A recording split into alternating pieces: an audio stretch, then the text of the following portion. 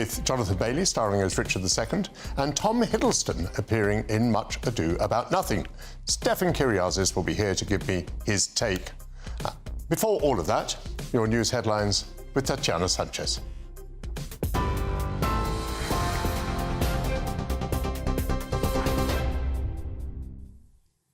Michael, thank you very much. The top stories. Pope Francis has spent a tranquil night in hospital, according to the Vatican. The 88-year-old pontiff is currently in Rome's Gemelli Hospital, battling double pneumonia. The Vatican described his condition as critical for the first time yesterday, reporting that he'd needed supplemental oxygen and 2 blood transfusions. The Holy Father's condition, they say, remains critical. It also said he's not out of danger. Sir Keir Starmer has urged Donald Trump to stand by Ukraine with a security guarantee, as he warned a bad peace deal would be a disaster for everyone. The Prime Minister is due to meet the US President for talks in Washington, D.C. next week amid fragile relations between America and Europe after Mr. Trump launched a verbal attack on President Volodymyr Zelensky. Mr. Trump called Ukraine's leader a dictator on Wednesday and later said Sir Keir and French President Emmanuel Macron haven't done anything to end the war. Well, writing in The Sun on Sunday, he said Kyiv needs a strong security guarantee so the peace will last, and America must be part of that guarantee. French Interior Minister Bruno Retailleau says migration disorders were one of the causes of the terrorist knife attack in Mulhouse, which killed 1 and injured 3 in the eastern French city. Mr. Retailleau also says one of the injured victims is currently fighting for their life. The suspect, who was arrested at the scene, has been identified as a 37-year-old Algerian man. He was allegedly ordered to be deported and was on a terrorism watch list. President Emmanuel Macron said he had no doubt it was an Islamist terror attack. Elsewhere, German voters are heading to the polls today in a high-stakes snap election. It comes as the nation grapples with economic decline and a succession of highly publicised attacks on their streets. It's expected that the Conservative Christian Democrats will win the most seats, but there's also been a rise in support for the Alternative for Germany party. Elsewhere, Israel says it will postpone the release of hundreds of Palestinian prisoners until the release of the next hostages has been ensured and without the humiliating ceremonies. It follows this week's hostage handover, which the UN said went against international law because they were not respectful. Israel's announcement, which has also caused terror group Hamas of repeatedly violating the month-old ceasefire, came after the Palestinian militant group yesterday handed over 6 hostages from Gaza as part of an exchange arranged under the truce. The bodies of 4 dead Israeli hostages were to be released next week. And police are investigating how human remains ended up on a stretch of the M4 near Bristol after a body believed to be a man in his 40s was found.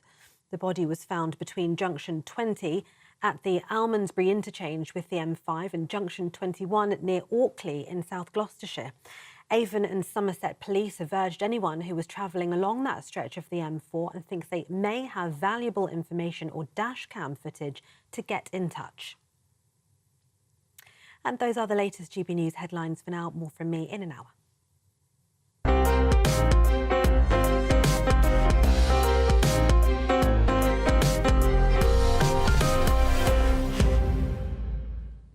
Thank you very much indeed, Tatiana Sanchez. British Prime Ministers are not always lucky with their American presidents, but they have to make the most of a difficult situation. I felt sorry for Tony Blair, who coincided with the younger George Bush, whose attack on Iraq was not exactly a logical response to al-Qaeda's terrorist outrages against New York City and Washington. But even Bush did not perform the rhetorical somersaults that are the daily fare of Donald Trump. How do you deal with a president who calls Zelensky a dictator, but cannot bring himself to use that word of Vladimir Putin? How do you discuss the situation with the man who thinks himself the canniest negotiator on the planet, but who's given everything away before the talks with Russia have begun in earnest? Joining me to tell me what advice they would offer to Sir Keir Starmer before he visits Washington is my panel. Deputy Political Editor at The Mail on Sunday, Anna Mikhailova, former Labour aide Stella Santiakidu, and political correspondent at The Times, Aubrey Allegretti. OK, Stella, I am for the time being Sir Keir Starmer, and you've come to my office, and I say to you, Stella, please give me advice on how I should handle things in Washington. What do you say? Whenever Britain sees foreign policy strategy as linear, even when the facts on the ground change, we lose out. That's what happened with Iraq, where we aligned our foreign policy with the US, even though this was the wrong decision for us, both morally and strategically. The deal that Trump wants to do is one where he allows Putin off the hook and he gives him a lot without getting much in return. I have 2 points to make.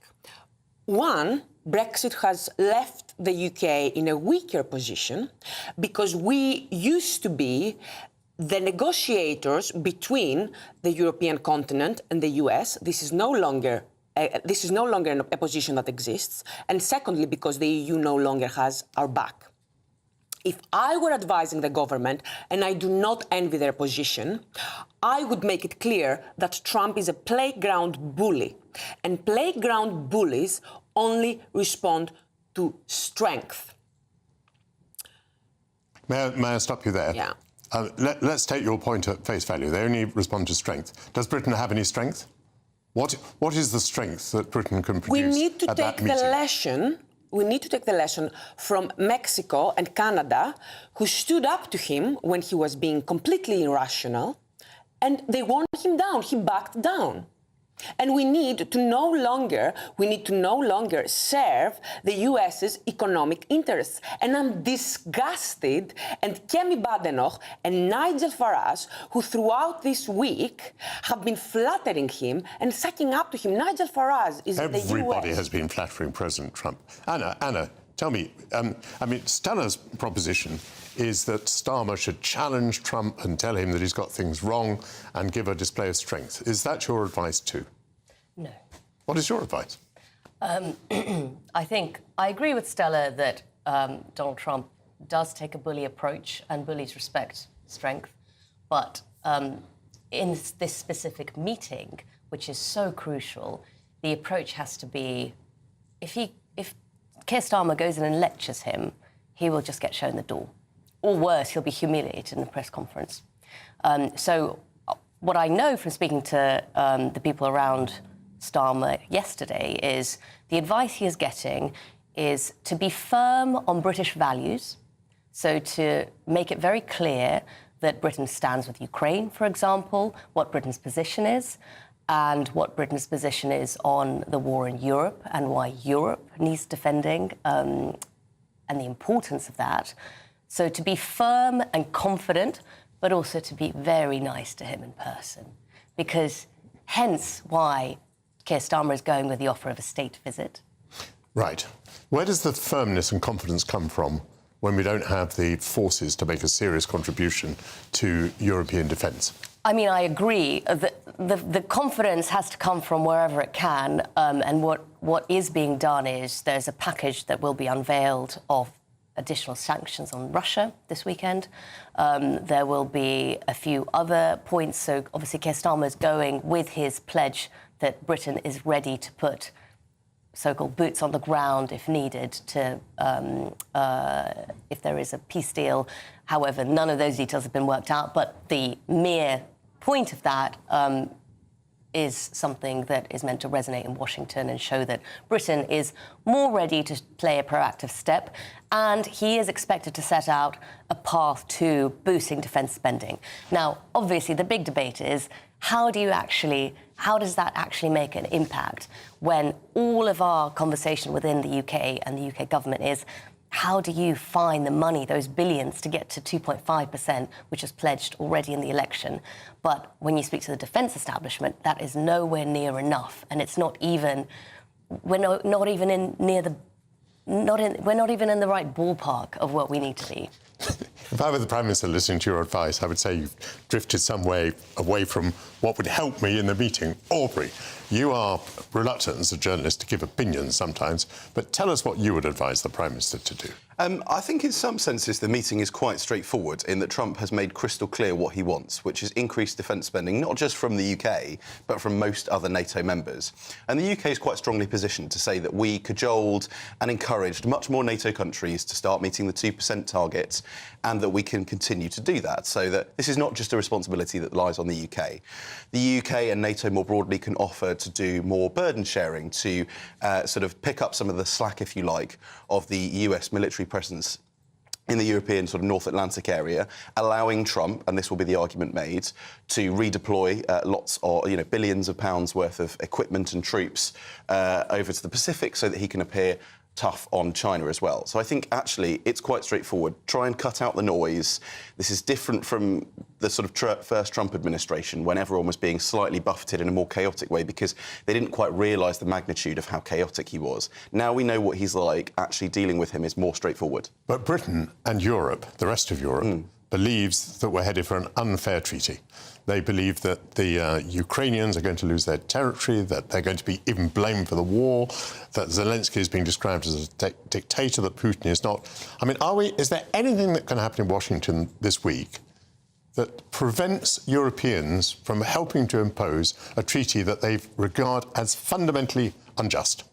Well, I would say it's a good signal that you've got sort of two European leaders going over there, first Macron and second Keir Starmer. And so it does suggest that Donald Trump and people around him are open to listening.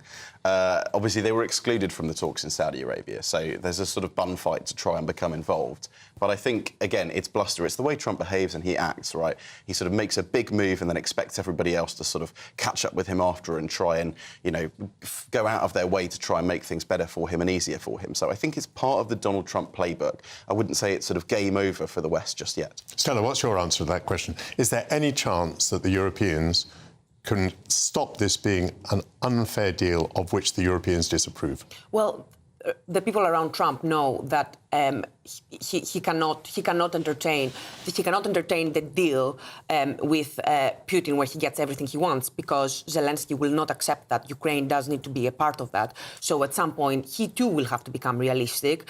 What I would like to see is that we make it clear to Trump and to the US that we are listening when they are saying that the threat is coming from Europe rather than from China or Russia, and that we will not put up with it. And I think we need to start attacking American economic interests. If Trump is OK with throwing around threats about tariffs, then Europe needs to start doing the same. This can take many forms, whether it has to do with considering changing dollar being the reserve currency, whether it has to do with other measures we can take about our industries. We need to start standing up for ourselves more. And it sounded to me as though you would advise Keir Starmer to mention that the troops are, as it were, almost ready to go and impose a peace deal, but a peace deal that we don't approve of? I think at the beginning, you mentioned George Bush and Iraq, and I think it's important to put the context of that. What was George Bush doing? He was following the lead of a very of a school of thought of neoconservatives around him that had been developed for years before, and everything he did was within that frame. What Donald Trump is doing is ripping that up. So this is what it's about. It's about Donald Trump's view of the world. It's this new America First view of geopolitics. It's an isolationist America. And as well, it is an admission from him that to him, China is more important. He just does not want to spend his term thinking about Europe. So what does Europe do? I agree with Stella. There needs to be a long-term strategy. Things like the reserve currency should be considered. I think on tariffs, it's a very dangerous game to play because the winners in a tariff war are always the bigger economies, and America is the bigger economy here.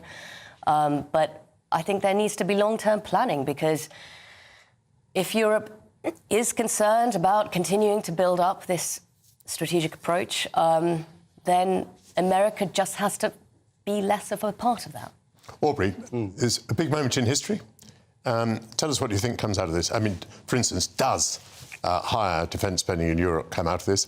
Does an unjust peace, as we might judge it, come out of this in Ukraine, for Ukraine? We've always got to look at the choreography of these things, and I don't think it's a surprise that there was almost a sort of preliminary meeting between people like Starmer and Macron in Paris, you know, anticipating, presumably, that they would need to go to Trump with a relatively united front and to probably try and sort of pre-agree on some elements of an announcement that will come late next week when the Prime Minister visits. Again, I think you speak to a lot of civil servants who were around during the first Trump administration, and they say, we now know what to expect. We know how to handle him. So we're actually in a slightly stronger position than during the first Trump administration. And I was in New York at a Trump press conference in, I think it was October, when Keir Starmer and Donald Trump had dinner. He did not have to be as nice about Keir Starmer as he was then, and has been almost consistently since. So Keir Starmer can sort of dine out on that quite good relationship for the time being. When British civil servants tell you that they've got the measure of a foreign policy position, they understand Donald Trump, I begin to panic, I think. I think when you speak to civil servants, they always talk about things called like known knowns, known unknowns, and unknown unknowns. And the sort of unknown unknowns category that was very, very large during the first Trump administration is now much smaller. They know what he's capable of. They know, you know, not to be surprised by him going after Greenland one week and the Panama Canal the next. That's less of a surprise. We shall see. Thank you very much indeed to my panel, Anna Mikhailova, Stella Tsantikidou and Aubrey Allegretti. They'll rejoin me at noon to discuss the ethics of obscuring the records of National Health Service doctors who declare that they've changed gender. Coming up, Germans are at the polls today in what is being billed as a pivotal election following the collapse of the previous government. Journalist Rob Hyde will join me live from Berlin. This is Sunday with Michael Portillo, only on GB News.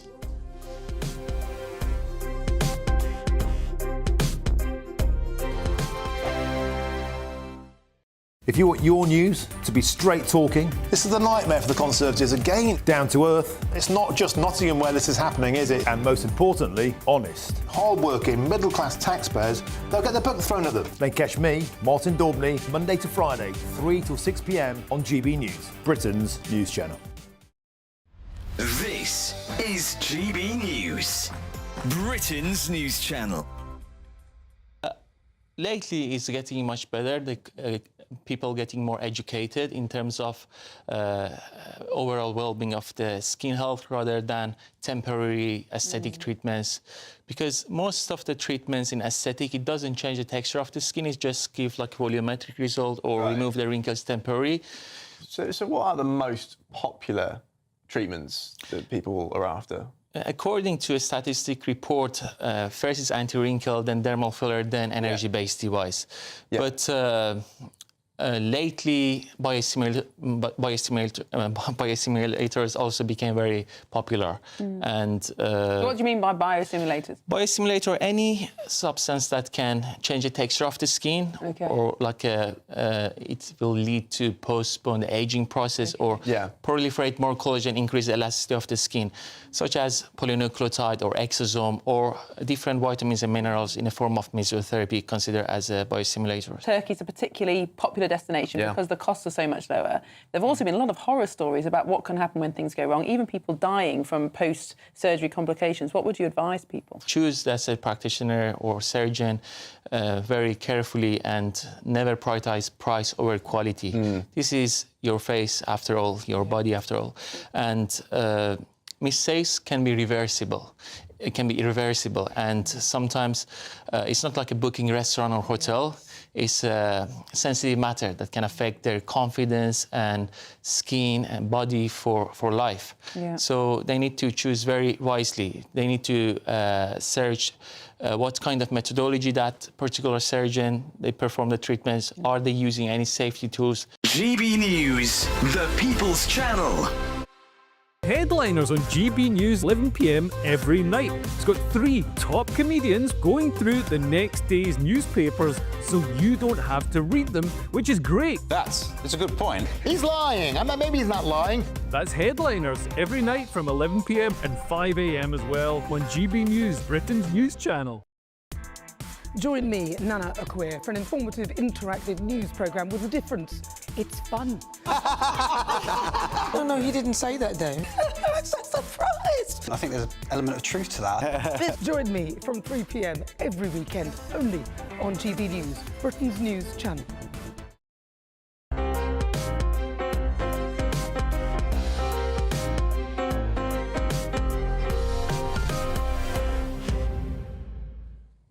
Hello, welcome back to Sunday with Michael Portillo.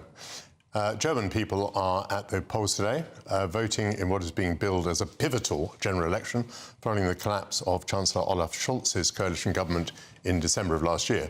It's expected that the Conservative Christian Democrats will become the biggest party and take power in a coalition. There's also been a substantial rise in support for the Alternative for Germany party, but it's most unlikely that it will be allowed to share office. Joining me live from Berlin is journalist Rob Hyde. Hello, Rob. I don't suppose you're going to tell us any differently from my introduction just there, but just let's dwell on this point that there exists in German politics a so-called firewall, which means that all the parties, apart from the Alternative for Germany, have agreed that they will not make a coalition with Alternative for Germany, even though Alternative for Germany will probably come in at number 2, and that on the basis that it is an unacceptably right-wing party. Is that broadly the position? Yes, it is. That's right. So it's called Brandmauer in German, which translates directly as firewall. It was set up after the Second World War with a view to not allowing parties which are extremists or which are classified as extremists to be able to come into the Bundestag. Now, what's interesting is that even though officially no mainstream party will cooperate with the AfD and go into government with them, you could claim that the firewall has arguably been perhaps dented somewhat in that Friedrich Merz, who's most likely to become Chancellor, he did actually push a motion through the Bundestag with the voting support of the AfD.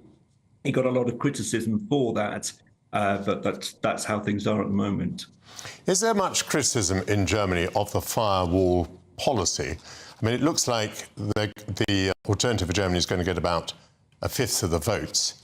So a fifth of Germans are being told that no matter how they vote, their party will not be allowed into government. Is there any sort of pushback on that?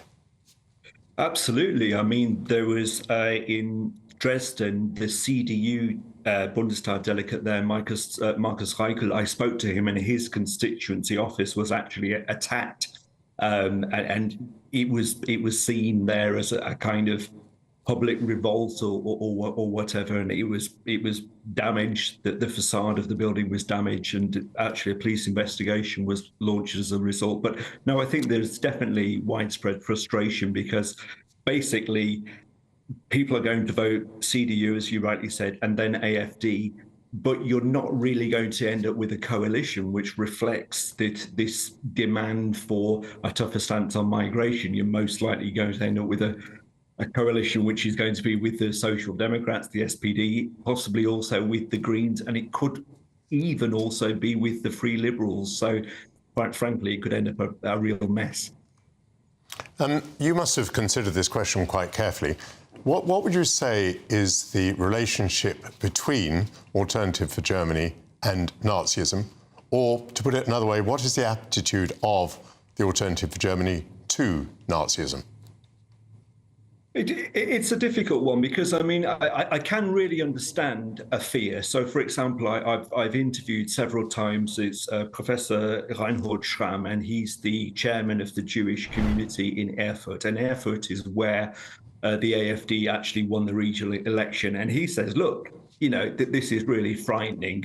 Björn Höcke, who's a firebrand AfD member, he called for a 180 degrees turnaround in how you refer to the Holocaust, for example. And so this Professor Schramm said to me, well, what does that mean? Does it mean I'm never able to mention the fact that my family members were murdered in the Holocaust? So I really do understand the concerns, and especially given that Germany's not doing well now in terms of the economy. And then if you think about how things were at the time when Hitler came to power, that is unnerving. At the same time, I'm not quite sure if far right is really appropriate. I think hard right would be fair. Because an awful lot of the policies are really things which I think an awful lot of people, including voters in Britain, would identify with. So wanting a tougher stance on migration, wanting more investment in the army, wanting less connection with the EU, this type of thing, perhaps a cynical position towards woke ideology or green policies. And I don't think there's anything really alarming about that. But I do think it's fair to also be critical of certain aspects of the AFD. So I just mentioned Björn Höcke. At one point, he also said the Holocaust memorial was a monument of shame.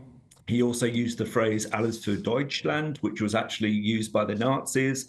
He said he wasn't aware it was in any way controversial, but he was actually a history teacher. So there's been quite a few things where, incidents or statements said by the AFD where you could say, hang on, I have a problem with this.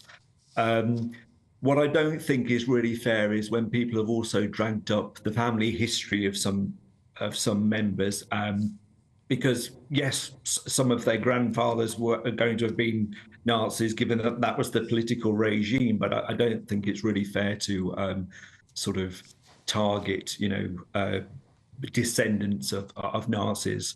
Thank you very much for that very, very considered opinion. Let me just switch the discussion. Mr. Merz, his message at the end of the campaign was that Germany could become strong again and that Germany could lead in Europe again. How likely is that, do you think? I'm not so sure. I mean, I think, given what I was saying about the AFD and the sense of sort of a lot of disgruntled, frustrated people now going for the AFD, they've got a position which is they don't want the euro. It's quite unclear if they do or don't want Dexit, if you like, a Deutschland Brexit. They seem to flip-flop on that. But given all of that, I don't think that Friedrich Merz will be able to push through so hard on his EU positions. That said, I think Germany has always generally seen the EU in a way which is different to how it was seen in Britain, particularly at the time of the Brexit vote, and that it was seen really more as a peace model and a way of making trade easier. And people kind of embraced that and thought, well, it will help me. And questions of sovereignty traditionally haven't really been an issue. And when they were pushed by parties which I think you could and should call far right. So, for example, the Republikaner, Nationalpartei Deutschland, it was the NPD. Now it's called Die Heimat, and you've got Der Dritte Weg, the Third Way. All these very hardline parties, arguably neo-Nazi parties. And so I think that's how it is. Rob Hyde, thank you. I just commented it's a difficult moment.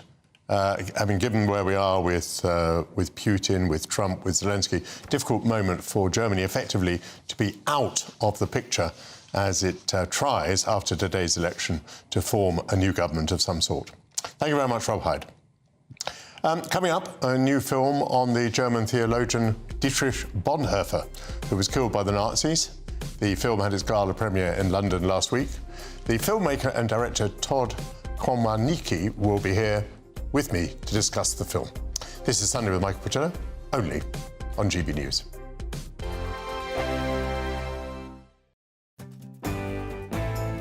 I'm Andrew Pearce. This is GB News, the People's Channel, Britain's news channel.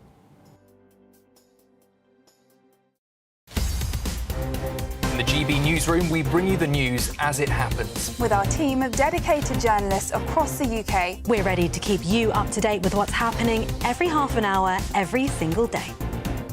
Bulletins here on GB News. The People's Channel. Britain's news channel. GB News Breakfast. Every day from 6 a.m. Newly released MI5 files reveal that Queen Elizabeth II was kept in the dark over the treachery of a senior courtier. Yeah, for almost a decade. This is Sir Anthony Blunt, who played a double life, passing intelligence, the KGB, during World War II as a senior MI5 officer. But, remarkably, he was allowed to keep his position amid fears of a major scandal if the truth came out. Well, now those files have been released by the National Archives, which includes the Queen's response to finding out a trusted member like Anthony Blunt was really a traitor. Well, joining us now in the studio is GB News Royal correspondent Cameron Walker. Good to see you this morning, Cameron. This is astonishing. Oh, absolutely. And this wasn't a little spy. This was Anthony Blunt was a full-blown spy. He passed to the Soviets the D-Day deception plans during the Second World War. He was working for MI5, but a double agent for the KGB as well. The wrong plans. He passed on the plans. The wrong ones. The wrong one in 1944. Yeah. Exactly. But he then got a job inside Buckingham Palace as one of the Queen's most trusted aides and courtiers, the surveyor of her art, essentially like kind of an art advisor for Her late Majesty. There was always suspicions about Anthony Blunt way back in the early 50s because he was part of this notorious Cambridge spy ring, a group of 5 boys recruited at Cambridge. 2 of these people fled to Moscow in 1951. Anthony stayed behind in London and subsequently got a job inside Buckingham Palace. And it wasn't until 1964 that he confessed to his treachery. The reason he confessed was because he was granted immunity. GB News, the People's Channel. I'm Christopher Hope. From pop stars to politicians, I'll interview anybody in a pub who's got a political opinion. Join me every Friday on Spotify, Apple Podcasts, YouTube or gbnews.com, or wherever you get your podcasts. This is GB News, the People's Channel. I'm Bev Turner. Thank you for joining us on GB News, the People's Channel, Britain's news channel.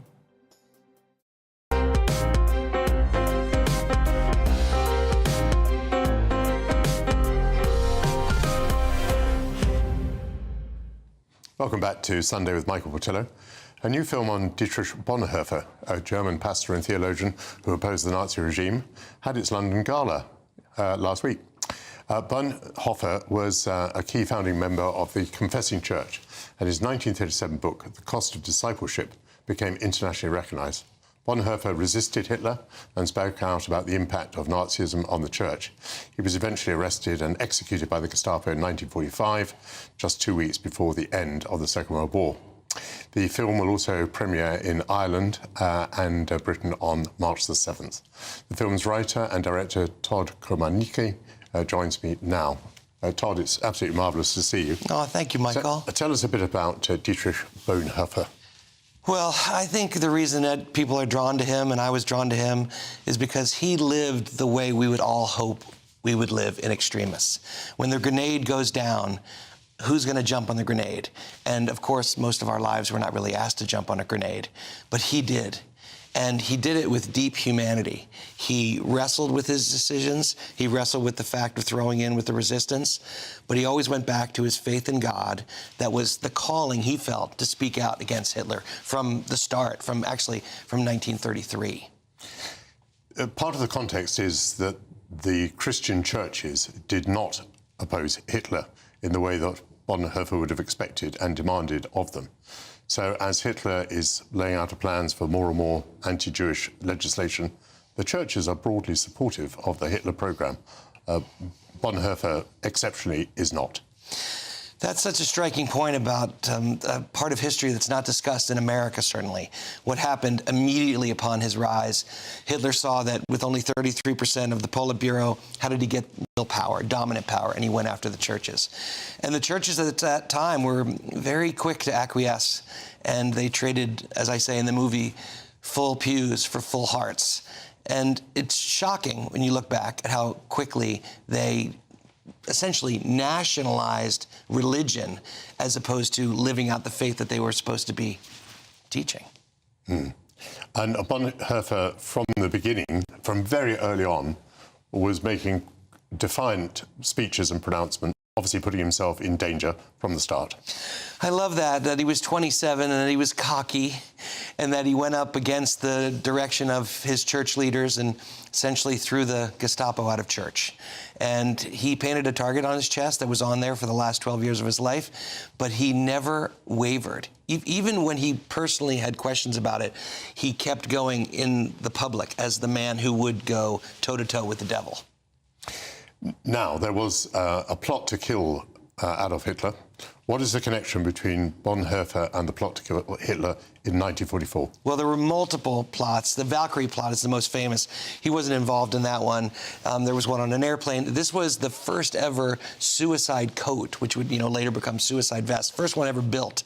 And Bonhoeffer knew about it, and as his part of being in the Abwehr, which was the FBI of the German times, he was undercover and knew all that was going on in the trappings, and he had decided that he was going to be the one that would be the spokesperson to the world to explain after he was dead why the resistance had to do it.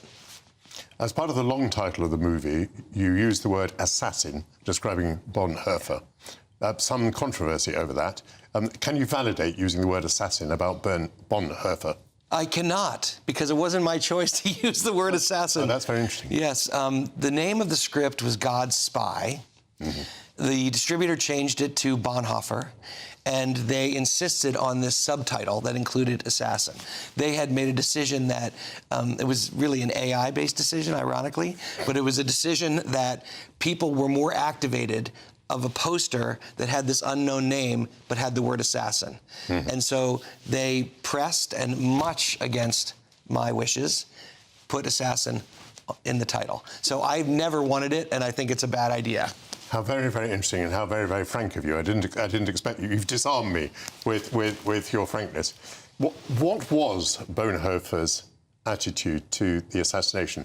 I understand that obviously he wrestled with the decision very much, and that he was a man who believed that even though Hitler was evil, and this was demonstrated in every way, that the killing of a human being was still a sin for which he, Bonhoeffer, and the others who were involved in it would have to atone and seek forgiveness. Is that accurate? I think that's very accurate. I think he wrestled with it to the bone.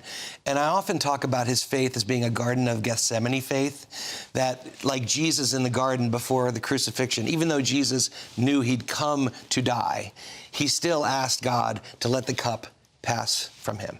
And then he said, "Not my will, your will." I really feel like Dietrich was in the garden, and he felt called to be part of this because he was seeing the atrocities. He saw the underground footage that the Abwehr had shot of the camps. He knew things way in advance of the regular population. But still, what is the calling of a pacifist when there's a chance to kill a man? It's a question that drives the heart of the film. Why has the family been critical of the film? I've got a little quote here. They describe the distributor, Angel Studios, as a right-wing evangelical production company, and they called the film a history-distorting biopic, which turns Bonhoeffer into an evangelical saint. Were you upset by that criticism? Well, I'm never upset by criticism because everybody certainly has a right to experience the film as they want to, and if it's the family, it's their family.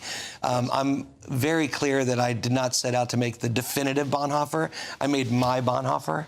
I made a movie about the man that I met in the pages of his book. Yes. And in the pages of history. So I'm okay with the criticism. Really, it was aimed at Angel and this word assassin in the poster. Right. Although that original letter had nothing to do with the film. No one had seen the film. They were just troubled, and the International Bonhoeffer Society linked up with them. They were troubled by the marketing, and they were troubled by what they perceived Angel was about. But Angel was not involved in making the movie. They only bought it to distribute it. So a lot of life is, it's parsing. It's overcoming misunderstanding. And I was thinking about this when lies were being published in the States about the purpose of the movie. I mean, this movie can't be further from right-wing. It's an anti-fascist movie, and it's absolutely about love winning and the love of God, the love of Jesus. It's not a weaponizing of religion, and it's nothing to do with the right wing or what's called Christian nationalism. It's actually the complete opposite. By the way, do you speak as a Christian? I do. Mm-hmm. Absolutely. So that was part of your motivation in making the film? Oh, well, you don't really have a choice. When God says, I need you over here, I need you to do this. I said no to writing this movie. I said no to directing it for a year. And then on the 10th day on set of shooting the movie, I finally said yes. So it takes me a while to catch up with God's plan. Right. So far, we've talked about this movie without talking about the actors. Do you want to say something briefly about the main 2 or 3 actors? Yes, of course. Well, Jonas Dassler is this German actor who's extraordinary. All the German actors come from a theater background, so their preparation and their delivery of a full characterization is exquisite. And also, there's no movie star behavior. I've made a lot of movies in Hollywood, and there was no waiting. There was nobody in their trailer getting buffed up. It was just people showing up and doing the work. It was actually quite beautiful. And August Diehl, who's an international star, he plays Pastor Niemöller. He's been in movies by Terrence Malick and Robert Zemeckis. He's an extraordinary actor. I was just super blessed to work with people that, when they met Dietrich, they wanted to take care of his story. That's the thing, Michael. When you encounter Dietrich Bonhoeffer, you are automatically changed. And so that would be the epitaph, would it? If we go to see this movie, we will emerge different from when we enter the theatre. 100%. You can't walk away from the courage of this man without asking yourself, what do I need to do? How do I stand up today in this pretty impossible time we're living in? It's a good time to be alert. And I saw outside on your wall in bold the word bravery. And this is a time to be Bonhoeffer brave. That's most interesting. You have got the most exhausting tour of European cities ahead of you. Good luck with it, and I hope the film is a great success. Thanks for coming on GB News on a Sunday morning. I really appreciate it. Thank you, Michael. Thank you, Todd. Lots more still to come on Sunday with Michael Portillo, but first, if you're in search of some winter sun, here is the forecast for some of the top European holiday destinations. You're looking happy. Well, the forecast looks good. So you've sorted the travel insurance then? All Clear Travel Insurance sponsors GB News Travel Destinations Forecast. Hello there. It still remains cold in Greece and Turkey with the risk of showers stretching westwards as well, but dry across western parts of the Mediterranean. Canary Islands 17, 18 degrees, Madeira as well, seeing some bright or sunny spells. Dry across central southern parts of Spain and Portugal, rain across the north, and then showers for Italy across into Greece, where it will also feel quite hot, cold. Temperatures 8, 9, 10 Celsius. Turkey as well on the cold side. It does slowly start to warm up through the latter part of the week. All Clear Travel Insurance sponsors GB News Travel Destinations Forecast. Good morning. Welcome to your latest weather update from the Met Office. For most of us, it's going to be a wet and windy day today. Exceptions, the far southeast of England. Here we may actually just remain dry until after dark. But the rain's already moving in across Northern Ireland, Western Scotland, and that will just gradually spread its way eastwards as the day goes on. Some heavy rain at times, especially for southwest Scotland, northwestern parts of England too, and accompanied by a strong wind. Could see gales, potentially severe gales, especially along Irish Sea coasts. Temperatures on the face of it reaching double figures for many of us, but the wind and rain will temper the feel somewhat. So moving into the evening, some late glimmers of sunshine moving in across parts of Scotland with a mixture of showers also moving in, with some of these showers potentially on the heavy side. Northern Ireland, a very similar picture here with a mixture of clear spells and scattered showers to end the day. But we're back into the rain across northern England, and especially so for parts of Wales and southwestern England. Some heavy rain to end the afternoon here, with the rain also just beginning to arrive across the far southeastern corner. And this rain band will continue to track its way eastwards across England and Wales during the course of the night. A mixture of clear spells and blustery showers for Scotland and Northern Ireland, with the rain finally clearing the far north of England to be replaced by showers by the end of the night here. Temperatures for most of us staying firmly above freezing thanks to that wind and rain. So a cloudy, damp start to the day across many southern parts of England, but it will improve here as the day goes on. For the rest of us, really it is a mixture of sunshine and scattered blustery showers. Some of these showers could be potentially on the heavy, possibly thundery side, especially across parts of Scotland. And for most of us, temperatures reaching double figures once again, but again, that wind will just take an edge off of things, but potentially highs just still reaching the teens in the south.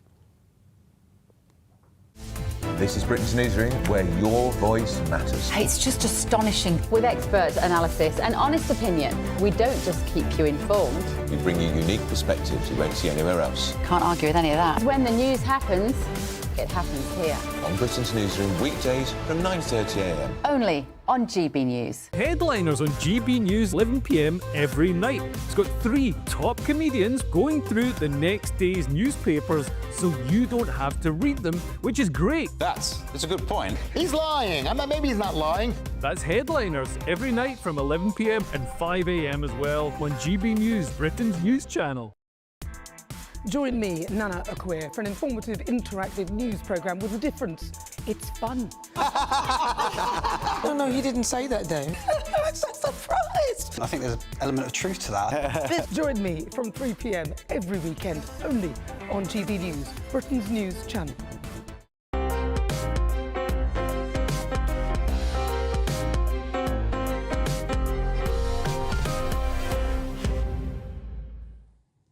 Welcome back to Sunday with Michael Portillo. It was over 100 years ago, in 1922, when British archaeologist Howard Carter discovered the burial chamber of Tutankhamun. 103 years later, a British-Egyptian team of archaeologists, led by Dr. Piers Litherland, hailed as the Scottish Indiana Jones, has discovered the first tomb of a pharaoh since Carter's find.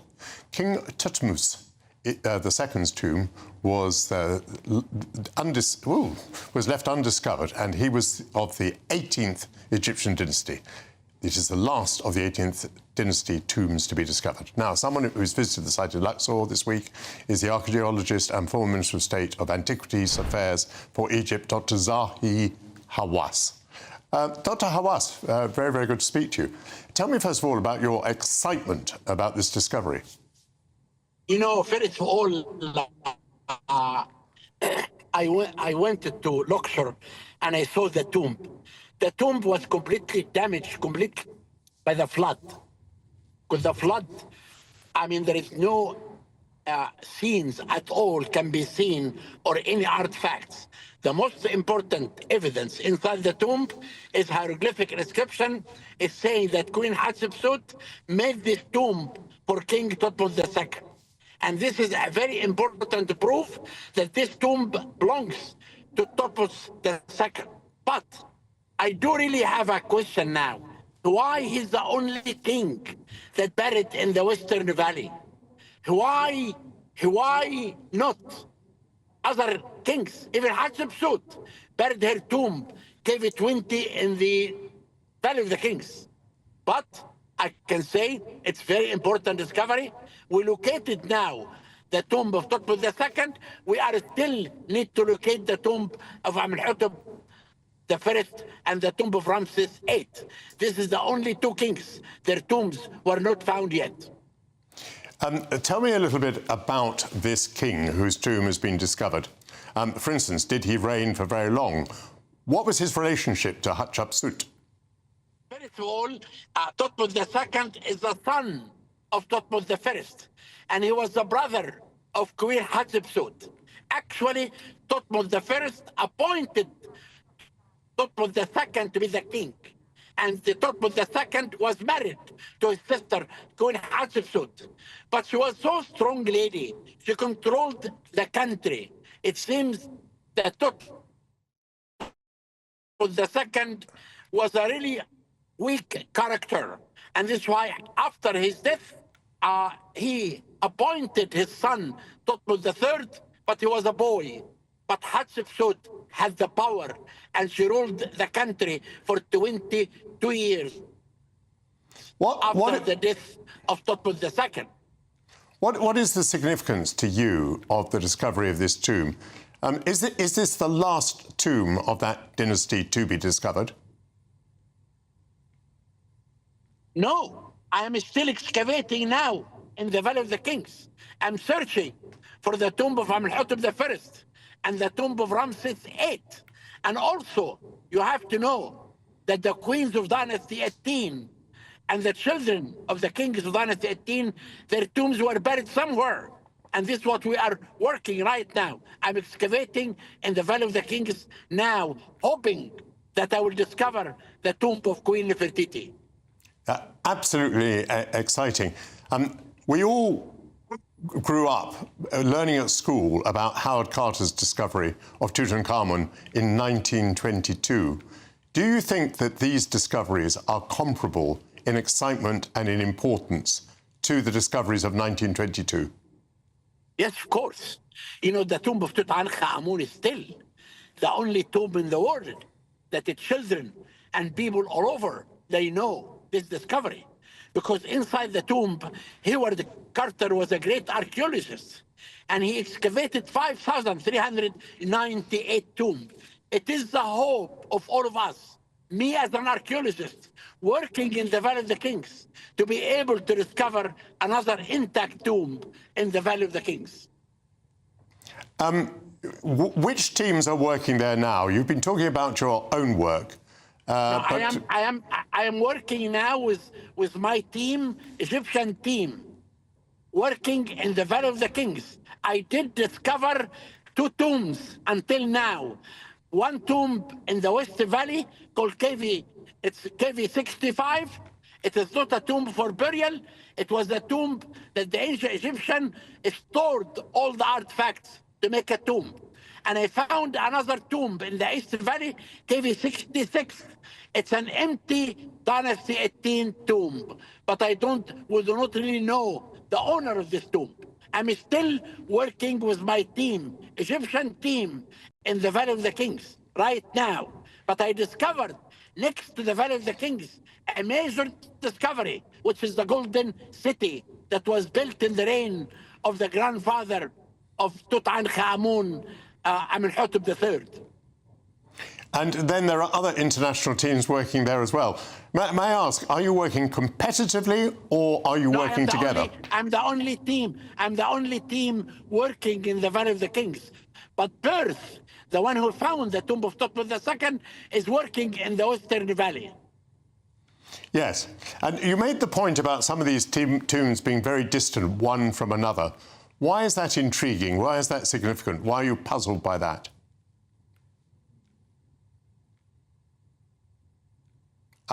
I don't get your question again, please. Yes, you said Can you say the question again? Yes, you said that the tomb that has been discovered is distant from other tombs. What is the significance of the distance?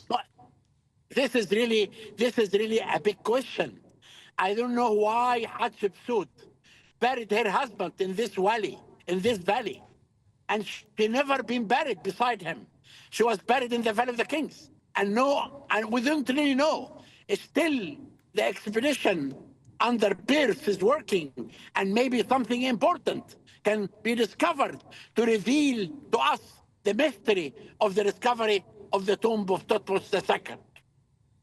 Well, it seems, Dr. Zahi Hawass, that this is the most extraordinarily exciting period of discovery and excavation. And I want to thank you. I want to thank you for explaining the significance. Thank you very much indeed. Bye-bye. Well, that concludes the first hour of Sunday with Michael Portillo. But please do rejoin me at noon, where my panel will discuss whether it's right to withhold the records of National Health Service doctors because they've declared a change of gender. Sir Tim Rice will be here to share the details of his upcoming tour that's set to celebrate his illustrious career with songs from musicals like The Lion King, Evita and Jesus Christ Superstar. It was announced this week and Amazon MGM has paid more than £1 million for the creative control of the James Bond franchise. I'll get a reaction to that. We also look forward to hearing the theatre reviews from Stefan Kyriazis. This is Sunday with Michael Portillo, only on GB News. See you in a moment. Bye-bye.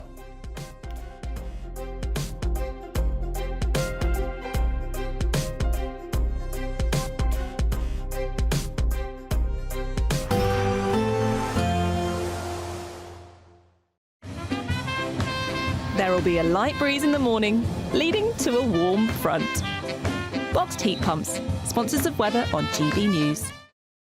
Good morning. Well, after a spring-like day yesterday, it's going to be wet and windy today, followed by sunshine and showers before the winds ease as we go through Monday. Having a look at the bigger picture then, we've got this deep area of low pressure out towards the north and west and a real squeeze in the isobars with these frontal systems moving in, bringing heavy spells of rain.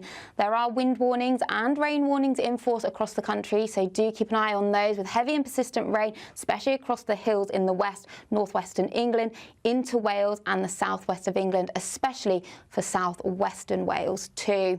Otherwise, some strong winds out there coming up from the south, drawing up that mild air still, but probably feeling pretty unpleasant underneath all this heavy and persistent rain.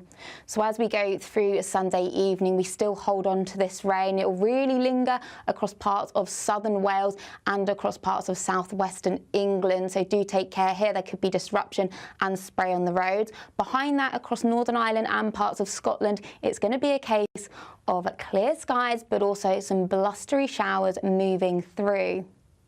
So as we go through the rest of a Sunday evening, then do take care if you're travelling through this evening, flooding and spray on the roads as this band of rain across much of central parts of England and the south gradually shifts its way further eastwards. Behind that, it will turn dry, especially across Northern Ireland and Scotland, holding on to blustery showers here, but it will still be a mild night with temperatures not dropping far below 7 or 8 degrees.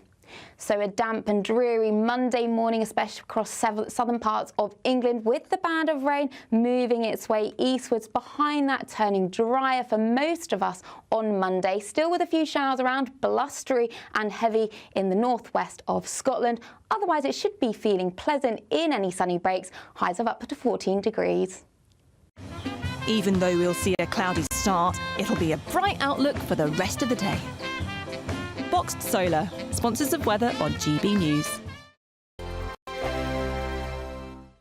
Don't miss your chance to be one of 2 big winners in our latest Great British giveaway, as we have 2 prize bundles that have to be won. There's 2 lots of a totally tax-free £10,000 in cash. You'll also receive a brand new iPhone 16, along with £500 in shopping vouchers to spend at your favourite store. Hurry, lines close on the 7th of March. For another chance to win, text cash to 63232. One entry costs £2 plus 1 standard network rate message, or text bonus to 63232. 5 entries cost £5 plus 1 standard network rate message. Go to gbnews.com/win. Entries start from just £2. Call 0903 681 3232. Calls cost £2 plus your network access charge, or post your name and number to GB11 PO Box 8690 Derby DE1 9TT. UK only. Entrants must be 18 or over. Lines close at 6 p.m. on the 7th of March. Please check the closing time if listening or watching on demand.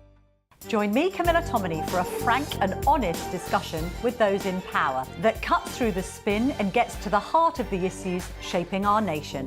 You haven't confirmed that you want to stand as leader, but you haven't ruled it out either. This report basically says that he's not fit to stand trial. Is he indecisive? Incompetent? I deliver the dose of reality Westminster needs. That's the Camilla Tominey Show at 9:30 every Sunday on GB News, the People's Channel, Britain's news channel.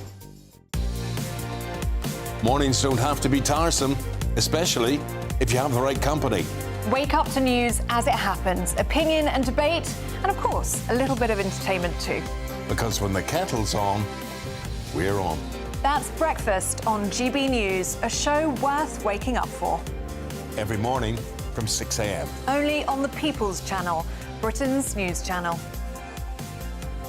We'll spread the news, you spread the word. Good Afternoon Britain isn't just about us. The wonderful thing about this programme is it's about everyone watching. It's an interactive programme. Well, there absolutely is something to see here, and we're going to be talking about it more. Whether it's breaking royal news, Will, please bring us up to date. Or indeed a particularly punchy speech in the House of Commons. Very, very curious. We bring it to you live, and then we bring you live reaction as well. That's Good Afternoon Britain, weekdays from midday. Only on GB News, the People's Channel, Britain's news channel.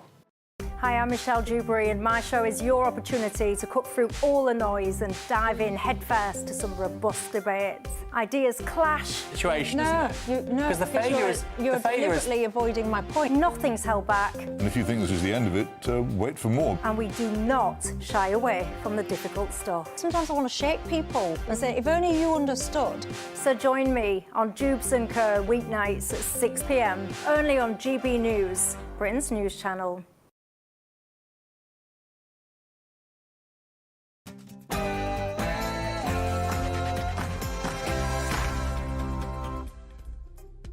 May I be amongst the first to wish you a good afternoon and welcome back to Sun. Michael Portillo.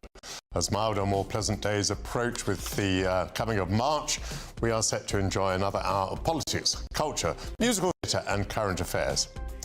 The General Medical Council issues doctors who change gender with new registrations, with the result that their records up to the point of change cannot be accessed. Is there any reason for that? Does a gender change make you a new person? Does obscuring the records of doctors represent a danger to the public? I'll be talking to my panel about that.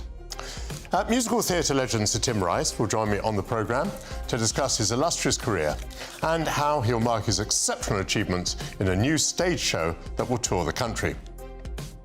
2 new Shakespeare productions have hit the West End this week. Jonathan Bailey starring as Richard II, and Tom Hiddleston is appearing in Much Ado About Nothing. Stefan Kyriazis will be here to give me his take. And this week, Amazon MGM has paid more than £1 billion for creative control of the James Bond franchise, striking a deal with the long-time stewards of the films.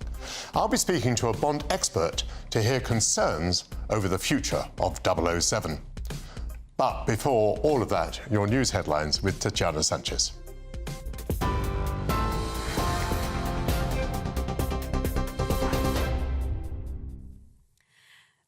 Michael, thank you very much and good afternoon. The top stories from the GB newsroom. Pope Francis has spent a tranquil night in hospital, according to the Vatican.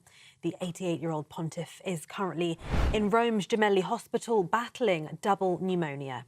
The Vatican described his condition as critical for the first time yesterday, reporting that he'd needed supplemental oxygen and blood transfusions. The Holy Father's condition remains critical, it said in a statement today. It also says the Pope is not out of danger.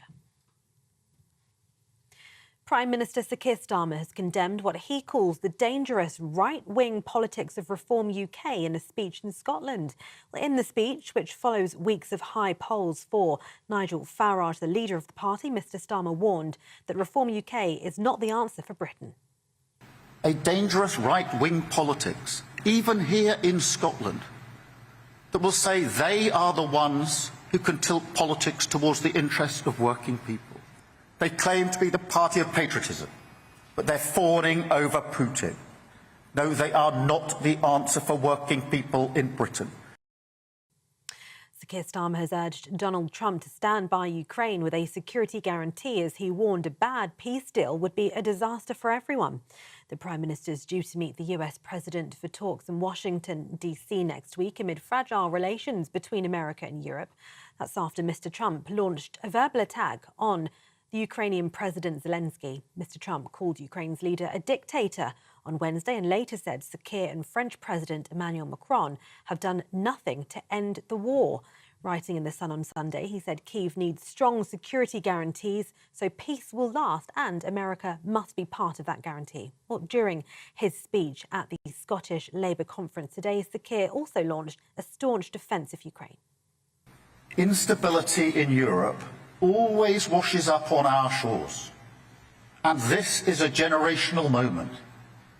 I've been saying for some time that we Europeans, including the United Kingdom, have to do more for our defence and security. Apologies for the sound there. Well, Shadow Defence Secretary James Cartledge suggested the government may need to reallocate funds from the civil service to boost defence spending. Well, if you go back to the end of the last Labour government back in 2010, obviously the challenge we had then as a country is that we faced bankruptcy, essentially. The Chief Secretary of the Treasury, who was in charge of public finances under Labour, had left a note for us that there's no money left. So we did have to take very difficult and painful decisions. Actually, the Labour government were planning, if they'd won, to cut defence spending by 25%. So, yeah, we did have to take some difficult decisions then. But the thing I would stress is that, you look at 2019, when Boris Johnson became Prime Minister, the threat position was already starting to worsen, and we had the biggest sustained increase in defence spending since the Cold War, when it went up to 2.3%. It's been sustained at that level since. But we do think, given what's happening, it does need to go up again. In other news, the French Interior Minister says migration disorders were one of the causes of the terrorist knife attack in Mulhouse, which killed 1 and injured 3 in the eastern French city. Bruno Retailleau also says one of the injured victims is currently fighting for their life. The suspect who was arrested at the scene has been identified as a 37-year-old Algerian man. He was allegedly ordered to be deported and was on a terrorism watch list. President Emmanuel Macron said he had no doubt it was an Islamist terror attack. Well, German voters are heading to the polls today in a high-stakes snap election. It comes as the nation grapples with economic decline and a succession of highly publicised attacks on their streets. It's expected that the conservative Christian Democrats will win the most seats, but there's also been a rise in support for the Alternative for Germany party. Israel says it will postpone the release of hundreds of Palestinian prisoners until the release of the next hostages has been ensured and without the humiliating ceremonies. It follows this week's hostage handover, which the UN said went against international law because they were not respectful. Israel's announcement, which also accused Hamas of repeatedly violating the month-old ceasefire, came after the terror group yesterday handed over 6 hostages from Gaza as part of an exchange arranged under the truce. The bodies of 4 dead Israeli hostages were to be released next week. Police are investigating how human remains ended up on a stretch of the M4 near Bristol after a body believed to be a man in his 40s was found. The body was found between junction 20 at the Almondsbury interchange with the M5 and junction 21 near Orkley in South Gloucestershire. Avon and Somerset police have urged anyone who was travelling along that stretch of the M4 and thinks they may have valuable information to come forward. And finally, Elon Musk is being sued over the custody of a son he allegedly fathered with a MAGA influencer. It would mean the Tesla and X owner now has 13 children. The woman, named Ashley St. Clair, who's 26, wants full custody. As part of her petition, she shared pictures, allegedly, of Musk with the child. And those are the latest headlines for now. More from me in half an hour.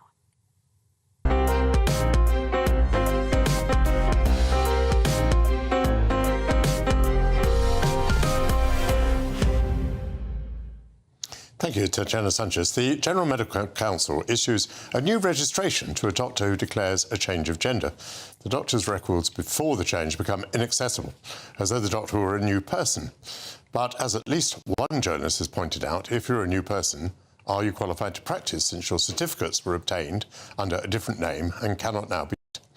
Given that unscrupulous people will exploit any loophole, why shouldn't a doctor with an unrespectable record change gender, thus wiping the slate and confining the past to the dustbin? What protection does the public have?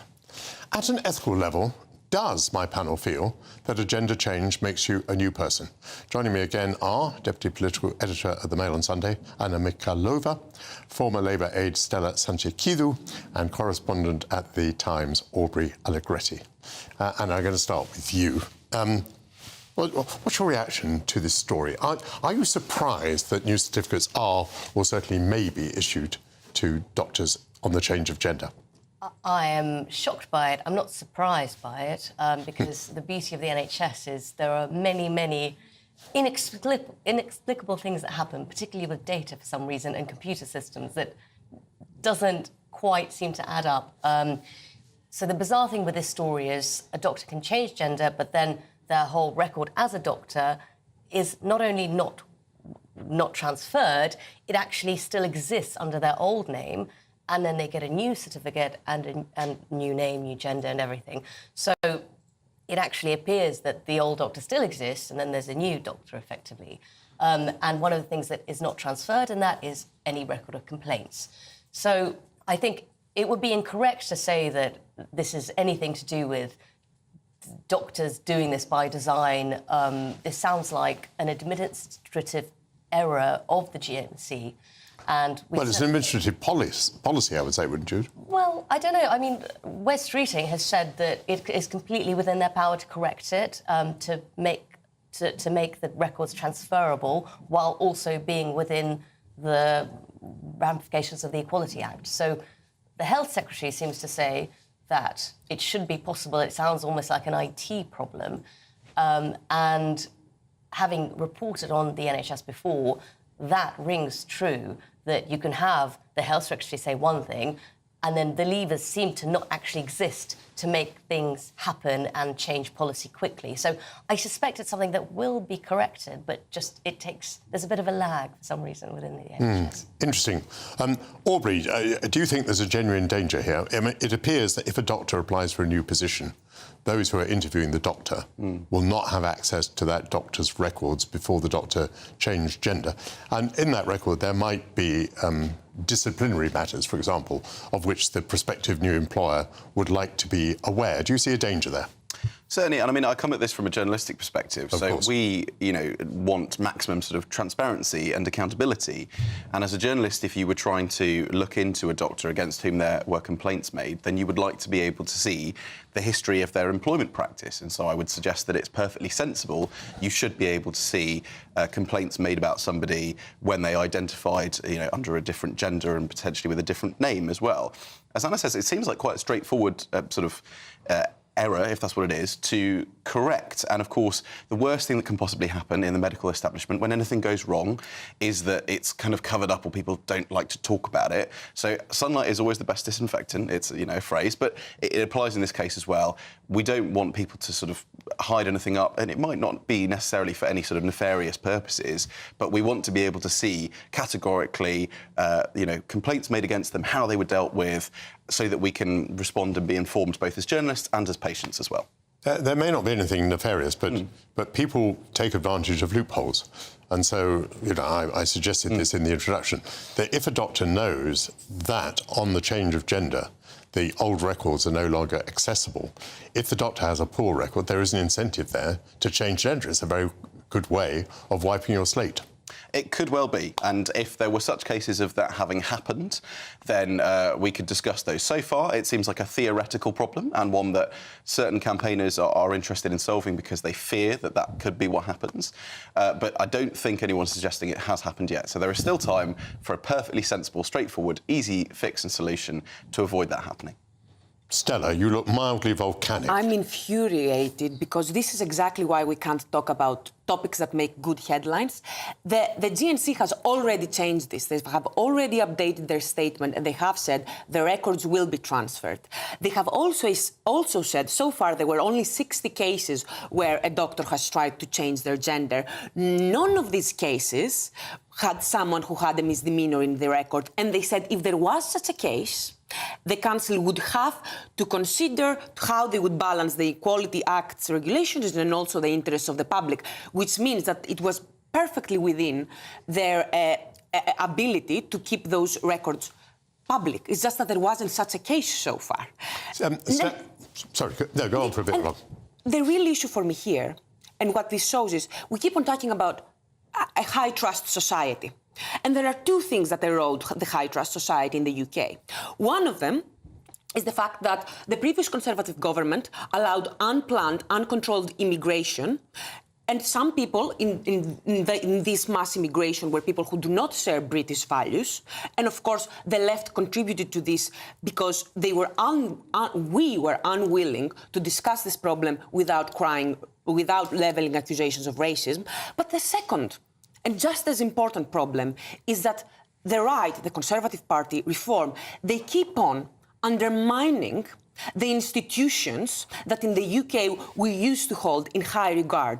So if your first thought when you're thinking about life-saving doctors is that they're going to try and trick the system, then this is part of what is eroding people's trust in our society. Yes, but Stella, who was it who eroded the trust? You say the GMC is going to change its policy, but why did the GMC have this policy? It is the policy that has eroded the trust.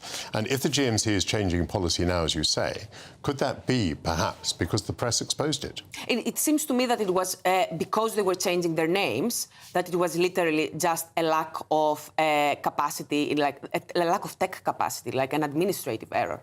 Just something that they didn't think until it actually happened. I'm not suggesting that there aren't problems. The debate of how do you balance trans rights and the rights of other groups is a nuanced debate. I'm not suggesting here that there is nothing to discuss, but on the specific case, I feel like the headlines were manipulated, and even though the statement has been updated, the Telegraph and the Daily Mail continue to have the same headline. Anna, do you think that is the headlines that have misled us here, or do you think that the GMC policy did raise a big question which has been exposed by the press? I think it's absolutely been changed because of the press. Like Aubrey, sunlight is the best disinfectant.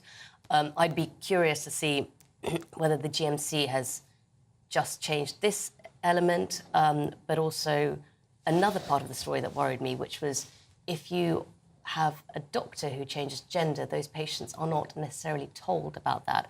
So, for example, there are situations where a person requests a doctor of a particular gender, often in women's health that happens, and I was quite shocked to see that you could, the policy of the GMC is that you wouldn't actually be told if that person was biologically, or what their biological sex was. So... Aubrey, Stella pretty much hopes that the story is dead. She thinks it is dead. Do you? I think you raised a much sort of bigger, more profound question about how when you get a gender recognition certificate and you try and sort of change your biological anatomy to reflect the gender that you think you are, how much does that change you as a person? Or how much is it you sort of changing things to suit who you feel like you really are? Now, I'm not a transgender person, so I can't speak for them, but several people I know that are, there is that nuance about how much they are changing to reflect the person they feel that they are inside and always have been, versus the person, that actually they've sort of changed on the outside. So I think your question of how much does it sort of change you as a person when your experience and your qualifications were achieved when you had a different name and had potentially a different body and how you presented is much more profound and not something that can be sort of answered specifically in this article or this discussion. Yes, the question was, are you a new person with a change of gender? Thank you very much indeed to my panel, Anna Mikhailova, Stella Sansikidou and Aubrey Allegretti. Coming up, musical theatre legend Sir Tim Rice will be here to discuss an upcoming tour that celebrates his illustrious career. This is Sunday with Michael Portillo, only on GB News.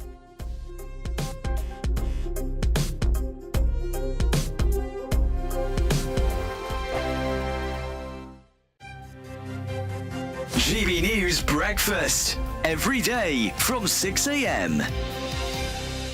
Apparently in 1991, I took out an insurance on my computer, which I have no recollection of at all.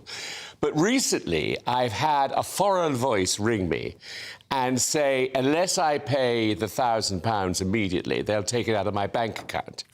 They wouldn't have access to your bank account. No, they have no access to my bank account. And what you should do, to begin with, you feel frightened. And you think, my God, £1,000 coming up, what do I do? And then Neil, my partner, said, just ignore it. And that's what you've got to do, but they are persistent. So threatening as well. And we changed we changed the number and everything, and still, they managed to get through to you, and we told the bank not to accept any £1,000 checks, something like that. But it is awful. But I say to your viewers and listeners, please, please ignore these phone calls. Yes. Even if at the end of the day it's true and they do come and collect £1,000 legally, don't do anything about it. Just ignore it. Yeah. I think there's an organisation you can phone which is anti-scammer. Is there? They can do a lot of this stuff for you. I'm no help to you because I don't know what it is. Well, I might look into that because it is worrying, to begin with, and then they are so persistent. Yeah. That is the thing. My mum had a similar thing the other day, and this is a good tip to remember. And her bank rang her up and said it was her bank, and they needed to get into her account immediately because someone had hacked her account and they were taking her money out. So it's automatically the panic. Yeah. You're losing money. Yeah. And they said, just share the one-time password that's about to come to your phone. And at that point, she went, no, you should never share your one-time password. No. Anybody asks you to do that, it's a scam. No, phone exactly. down. So just a good one to remember. Yeah, yeah.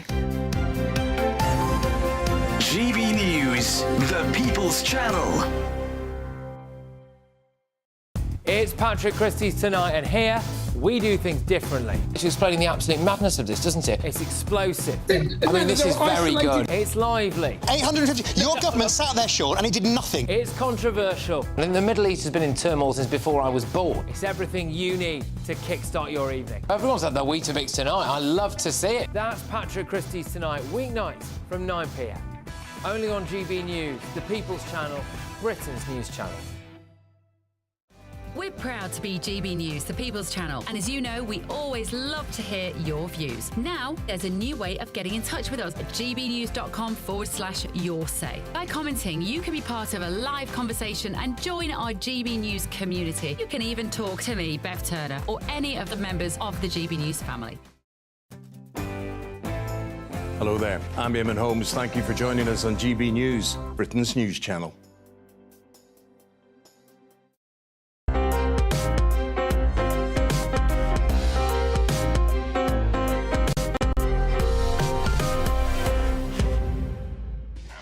Welcome back to Sunday with Michael Portillo. My next guest is a multi-award winning and internationally renowned lyricist whose songs are at the heart of some of the most loved musicals across the world.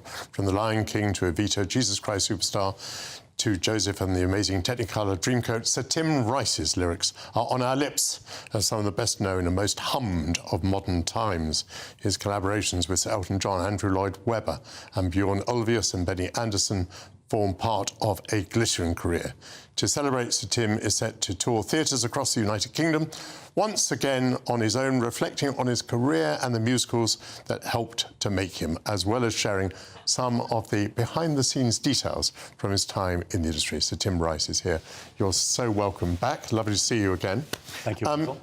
Something that puzzled me, as I just looked you up a moment ago, was that after you left school, you became an articled clerk at a solicitor's. Yes. Tell us about that. Well, the first job I had after I left school was a petrol pump attendant really? On the A1 near Hatfield. And I really enjoyed that. But that was a temporary job to make some pocket money before going into the law.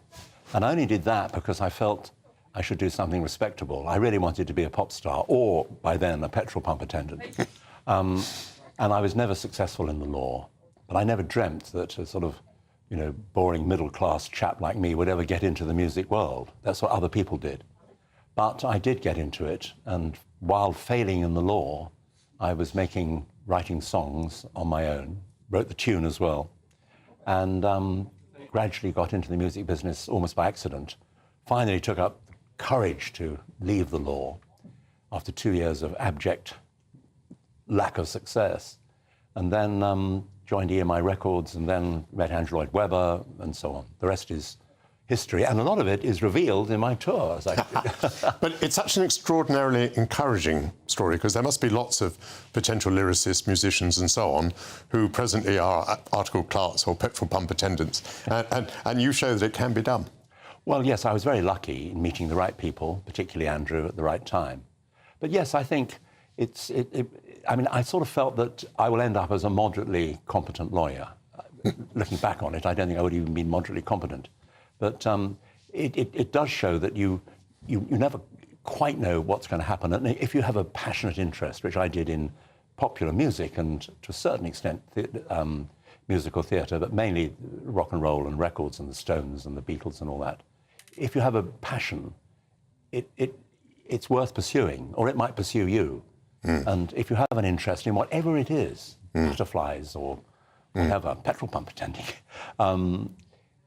follow that if you can. I mean, maybe two things determine our course through life: talent and serendipity. Things that just happen. How would you describe the proportions of those two things in your life?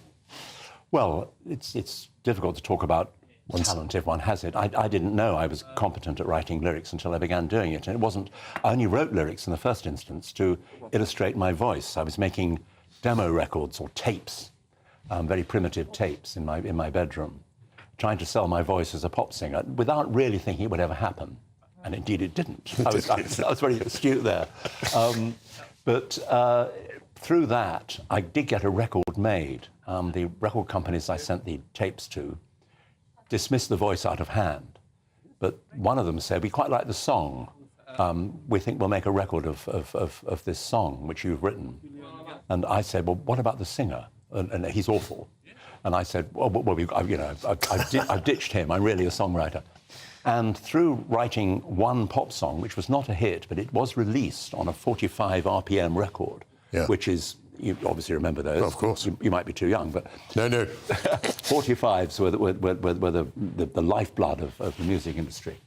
And through that, I met Andrew Lloyd Webber, and he was, A, obviously incredibly talented, and B, determined to make it in musical theatre rather than pop, although he liked rock and pop. And I thought, this is somebody, I liked him, and I thought it was something I could, do with him. And he couldn't really write words, but he wrote these wonderful tunes. And I thought, well, maybe I'll give words a go. Yeah, astonishing. It worked. And wonderfully successful. Tell me a little bit about the tour. How does the tour work? What are you doing on stage, and who's on stage with you, at least from time to time? We tried it out very briefly in 2023, and then we did a proper tour last year, about 25 dates. And basically, it's me chatting and introducing the songs. I have 4 wonderful West End singers, two guys, 2 girls, if you can say that these days, and a band, and we play the greatest hits from a lot of the shows and a few flops. And I explain why I think something flopped. That I would think most people who go to the show would know 15 of the 20-odd songs. And I just introduce, I talk about everything from Oscar ceremonies to meeting Andrew, to working with Alan Menken, to working with Bjorn and Benny, trudging through the streets of Stockholm in the snow to the Polar Studios, all these things. And it's really, I sort of ad-lib it. Obviously, I know which song is coming next. Yeah. So if I know Don't Cry For Me, Argentina's coming up, I won't suddenly start talking about the lines. So each performance will actually be a little bit different from another, will it? Correct. Which actually, the singers, there are 4... So don't be afraid to buy tickets more than once. Absolutely. Yeah. You'll get the same song sung by the same brilliant singers. But the choir said to me halfway through the last tour, they said, we actually listen to what you say. Because normally, if you get the same script, they'll just switch off and look vaguely staring into space. But they say, but we never quite know what you're going to say. No. So much more satisfying for you as well, not having. But of course, all I have to do is I know that in 3 minutes' time they're going to sing "Can You Feel the Love Tonight" or something, or "A Whole New World," and I've got to talk and get into that song. Exactly. So, how many theatres on this tour now? I think 33, including the London Palladium. Oh, brilliant! Which is a bit frightening. Last time we stuck to the sticks, and they were all wonderful audiences. And yes. Palladium's a bit of a tough nut, but I've got 1 or 2 friends turning up to help me on stage. I think we'll be an absolute sellout. Do you mind telling me a little bit about any other future plans that you have? Well, yes, I'm involved with Andrew Lloyd Webber again, first time for a project for a long time. There's a wonderful show written by a sort of Christmas show, really, sort of, called Sherlock Holmes and the 12 Days of Christmas. And this is opening in the Birmingham Rep Theatre in November. And it stars Humphrey Carr and David Reed, who are comedian writers. And it's a story about a serial killer that Sherlock Holmes is on. It's a comedy, I hope. I hope it's a comedy. But they asked us if we would write 3 or 4 songs for it, which we've done. Well, actually, we haven't quite finished them yet. I've done about 3.5 of them. And it's set in Victoriana in 1890, and it's Sherlock Holmes on the trail of this strange serial killer who is killing people off, matching it up with the verses of the song 12 Days of Christmas. So it involves swans and partridges in pear trees. No, I see it entirely. That sounds absolutely brilliant. May I just ask you, how do you write together? For example, are you in the same place at the same time? Usually with Andrew, it's been music first. Well, actually, no, that's not right. Story first, and then music, and then lyrics. So what will usually happen is that if I go back way back and think of Evita, I would draft out the basic story, and I'd say scene 1, Eva Peron, age 15, or whatever, and scene 8 is Eva Peron on a balcony. So Andrew would know what sort of music was required, but he might have a title if I'd got a title, but no more than that. Then he would write, in his case, usually pretty good stuff. And then he would give me the melody, and with nonsense lyrics. So, I mean, I Don't Know How to Love Him was originally, I Want You in the Bathroom, strange things like that. I will then... Lyrics take longer to write, I think, because after all, a composer, you write verse 1, you've done 2, 3, 4, 5, and 6, because basically the melody is the same. Repeat. So it's very unfair that lyricists have to do usually a different lyric every time. So I would then write the lyric, then go back to meeting with Andrew or the composer, and we see if it works. And if it works, that's fine. If it doesn't, It might be the fault of the tune's not right, or it might be the words are not very good. I found that absolutely fascinating. Do you tell that story on your tour? Yes, but people have different. I mean, Elton John, working with Elton, is very different because unusually he prefers lyrics first. He's hardly ever in his life written a tune, because when I knew he was going to work on The Lion King, which was my idea, I thought he would be brilliant, and he was. I said, have you got any tunes lying around in your locker? Because all composers, they will deny this, but they always say, we've got, you know, oh, I've just written this tune. It's one they wrote in 1983. It doesn't matter if it's good. And Elton said, no, I've got no good tunes lying around. And I said, well, have you got any reasonable tunes or mediocre tunes? Because a mediocre tune by Sir Elton is probably better than most other people's. And he said, no, I can't write music unless I have a lyric. So I thought, oh, no, I've got no excuse not to start work. You have to start. But it was interesting doing it that way. It gave you more freedom. It gave me more freedom in a way, but you had to watch not to be too long-winded. Yeah. You know. What a career, what a career. And you're going to celebrate it with this tour. I want to wish you the very best of luck with it. Thank you, Michael. And you'll have full houses everywhere, including the London Palladium. I don't know. Well, we start at Reading on April something. I should know that. April 11, I think. Yeah. Very good. Thank you, Sir Tim Wright. Coming up, Stefan Kyriazis will make a theatrical return to the programme to review the latest plays in the West End. This is Sunday with Michael Portillo, only on GB News.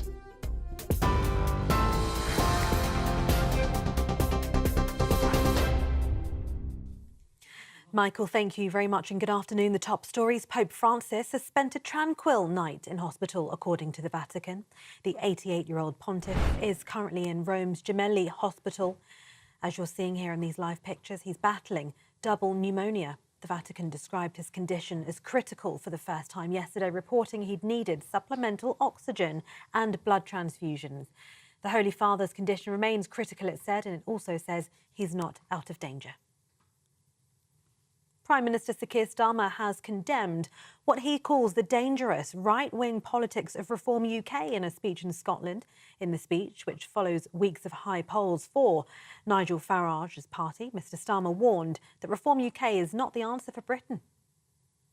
A dangerous right-wing politics, even here in Scotland, that will say they are the ones who can tilt politics towards the interests of working people. They claim to be the party of patriotism, but they're fawning over Putin. No, they are not the answer for working people in Britain. Sir Keir Starmer has urged Donald Trump to stand by Ukraine with a security guarantee, as he warned a bad peace deal would be a disaster for everyone. The Prime Minister is due to meet the US President for talks in Washington next week amid fragile relations between America and Europe after Mr Trump launched a verbal attack on President Zelensky. Mr Trump called Ukraine's leader a dictator this week and later said Sir Keir and French President Emmanuel Macron have done nothing to end the war. Writing in The Sun on Sunday, he said Kyiv needs strong security guarantees so the peace will last, and America, he says, must be part of that guarantee.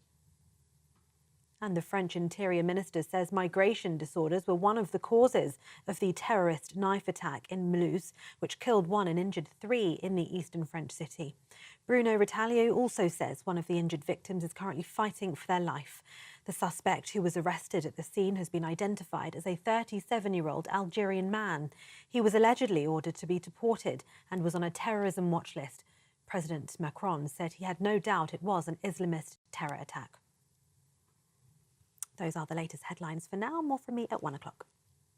For the very latest GB News direct to your smartphone, sign up to News Alerts by scanning the QR code or go to gbnews.com/alerts.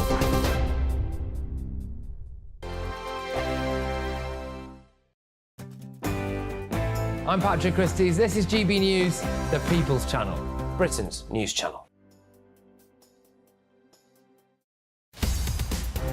In the GB Newsroom, we bring you the news as it happens. With our team of dedicated journalists across the UK. We're ready to keep you up to date with what's happening every half an hour, every single day.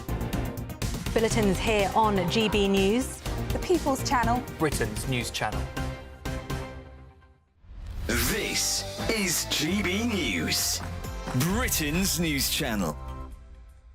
Feathers McGraw, Wallace and Gromit's their villain, has become an unlikely hit at UK tattoo parlours. He's menacing. He is, yeah. He's, and the fact he there we doesn't are. speak and he's got this glove on top of his head trying to convince us he's a chicken or something. And that is a real tattoo that someone has decided to have there.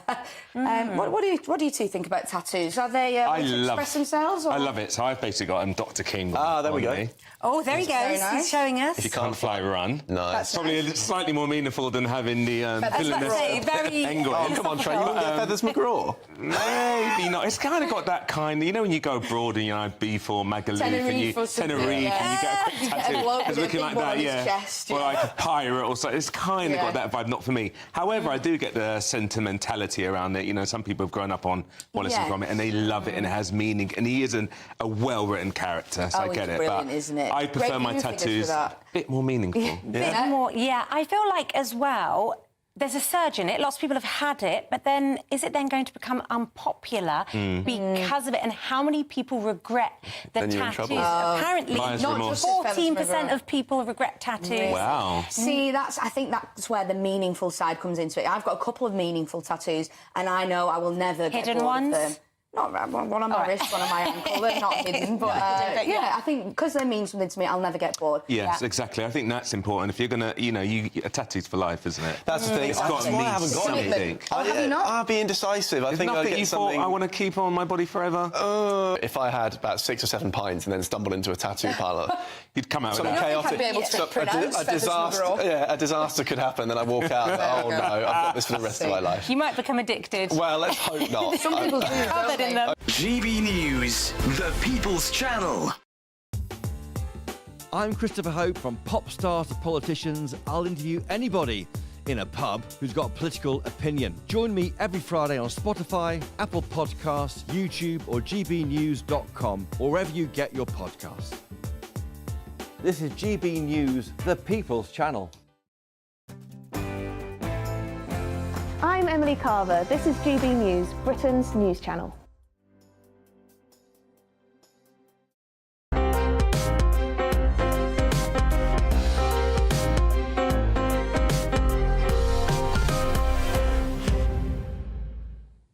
Welcome back to Sunday with Michael Portillo, making a typically theatrical entrance into this programme to discuss his most recent trips into the land of make-believe is Stefan Kyriazis. Welcome back. Marvellous to see you. So you've had a Shakespearean week? Yes, bombarded with the Bard this week. Oh, well said, well said. I thought I liked that. Yes, so first up, we've got Richard II. Now, this is Jonathan Bailey. I previewed it before and I was very excited. He's currently in Wicked on the big screen, very famous for Bridgerton, won an Olivier for Company. We've got a little shot of, this is the curtain call, just to give you an idea of it, but with no sound. So you can see here, very, very bare staging, modern dress, and the audience is all wrapped around it. And he is a huge star. So the audience was very much, a lot of them there. It's billed as Richard II with Jonathan Bailey. Mm-hmm. They're saying that he was born to play this role. I'm not so sure. Reunited with Nicholas Heitner, the director. It's a very intelligent, studied performance, but Richard II is tough. It's not a nice guy. You have to be egomaniac and manically insecure, never takes responsibility for his actions. So it's very hard to sympathise with his fall. I think historians have been very much starting to revise Shakespeare's overpowering depiction. So probably reality wasn't like that. But for these purposes, he's not a great guy, very hard to root for. And he's opposite Royce Pearson, who you saw in that little trailer there. Giant, strapping chap, as kind of as muscular of form as he is of presence. And he's very impressive. And that does work very well. He plays Bolingbroke, who becomes Henry IV. The problem is, modern dress, they all start off in very kind of city slicker suits, and then when they all go to the war, it's the most tasteful, yomping home counties, puffers and flak jackets, and it's just all, for me, a little bit too stylish. The music, everybody has said about the music, it sounds like Succession or prestige TV drama. Mm-hmm. It's all very sort of portentous strings, and it's very stylish. Tell me about the poetry.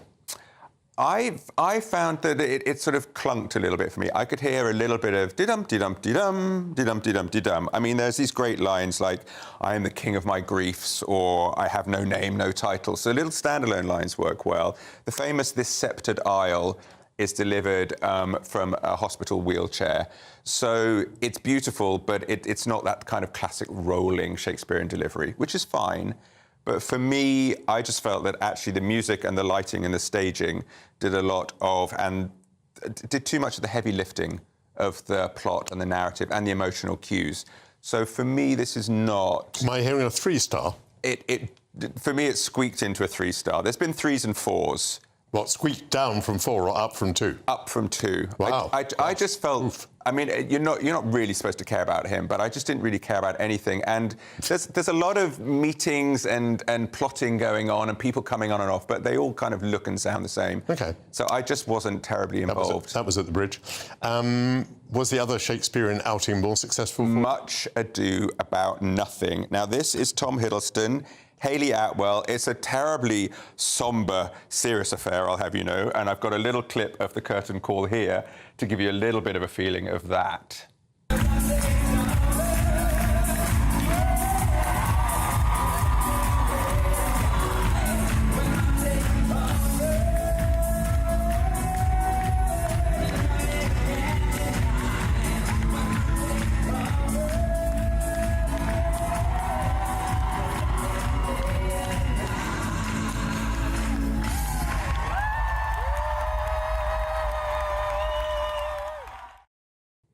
My jaw has dropped. I've never seen a curtain call like that. That's me. You can hear whooping, along with everyone else. Now, and that's the 2 stars twirling around like that. Yeah. That is Tom Hiddleston, Hayley Atwell. Now, Tom Hiddleston has become a bit of an internet meme.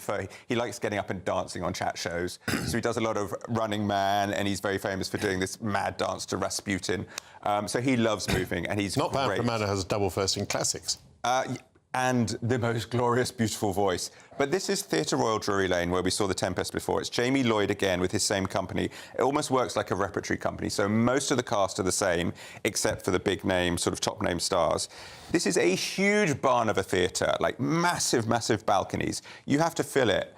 This audience roared with laughter all the way through, whooped and cheered, on their feet at the end. That was a proper natural standing ovation. Yeah. That was just... You couldn't contain yourself. It was so wonderful. The two of them, I mean, look at Hayley Atwell. She is absolutely magnificent. I've never seen her on stage. She's glorious. She absolutely matches him measure for measure. And they revel in all the caustic quips and banter between them. So it's Benedict and Beatrice, the two best friends who sort of bicker, feud, but secretly fancy each other. And stars love playing these roles. These two are fantastic. Beautifully staged, thrilling, colourful, tons of pop songs in it, tons of choreography. Tons of Shakespeare? Tons of Shakespeare, beautifully done. This crowd is not a Shakespeare crowd, I don't think. Hung on every word, understood every word. It's clear and beautifully done. Huge 5 stars from me. Excellent, excellent, excellent. 2 hands, 10 stars. Absolutely loved it. Recommend. Yes. And you've got a ballet to finish off. I do. I have heard this really is a change of tone and tempo for this one. We've got a clip of this one as well. This is Light of Passage at the Royal Ballet. Very, very different, and you can see from this.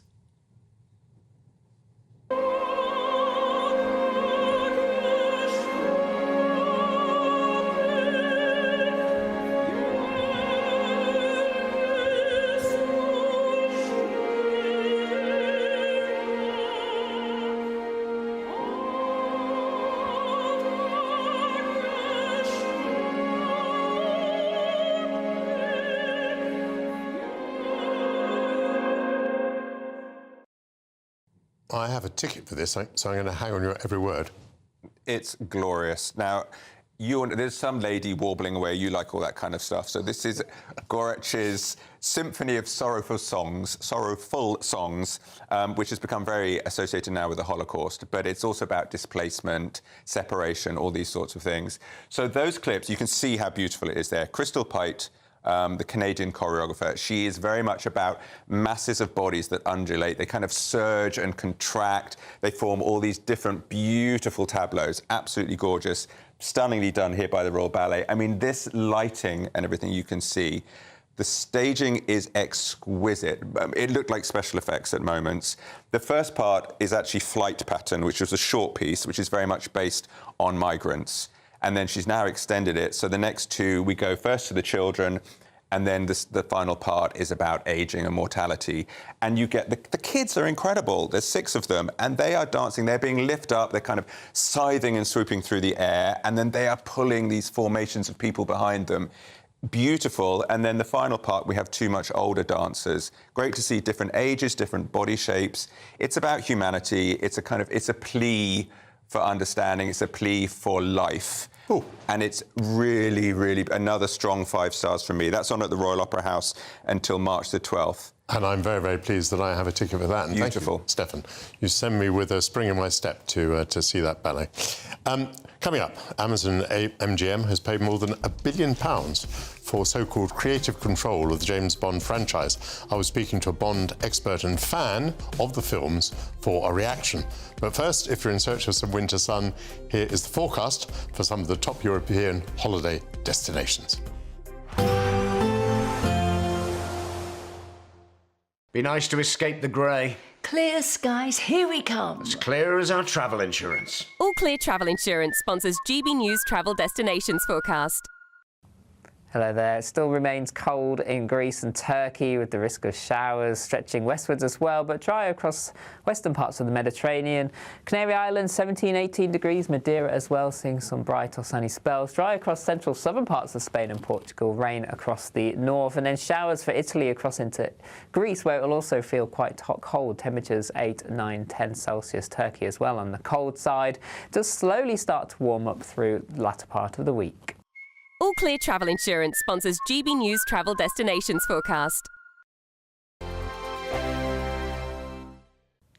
Good morning. Well, after a spring-like day yesterday, it's going to be wet and windy today, followed by sunshine and showers before the winds ease as we go through Monday. Having a look at the bigger picture then, we've got this deep area of low pressure out towards the north and west, and a real squeeze in the isobars with these frontal systems moving in, bringing heavy spells of rain.